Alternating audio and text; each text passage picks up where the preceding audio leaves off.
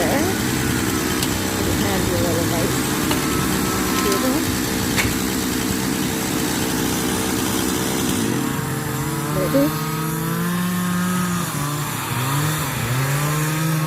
Look at that.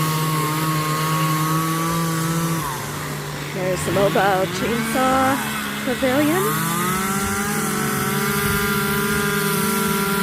Got it all set up there. Everything we need. Even got some inventory ready to go.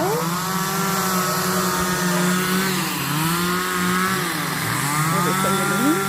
Handy. It looks like it needs to make the vice table real fair. It was hitting metal? So that's to keep you from hitting the metal. Oh, I see. So the wood's up there to keep them from hitting the metal with the chainsaw, which could be catastrophic to a chainsaw, which would not be good in the middle of a competition.